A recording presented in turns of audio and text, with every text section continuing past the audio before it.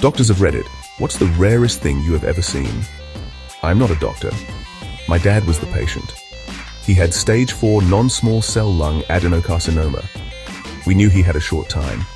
5-year survival is about 10%, but he had had bladder cancer in the past and also post-polio syndrome, so it was probably a couple of years at best. But he wanted treatment while there was some hope for it to work a bit.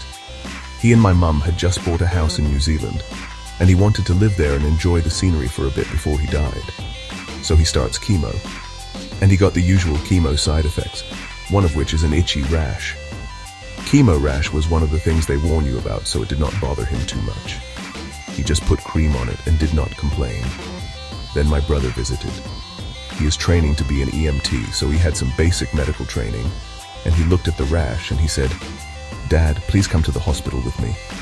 This was in 2022, so Dad would have been in the hospital by himself due to COVID limiting visitors, and he really did not want to go. But my brother insisted over and over, and eventually Dad gave in just to get my brother off his case. Turned out it was not just chemo rash. It was the start of a rare disease called SJS, which in rarer cases can be brought on by allergic reactions. Rarer still for it to be brought on by allergy to chemo drugs. Please do not look up SJS unless you have a strong stomach. He lived in the Burns ward for about a month, while my mum was packing up the house. Luckily, due to his prognosis, they let us visit every day despite COVID. So yeah, my dad was allergic to chemo.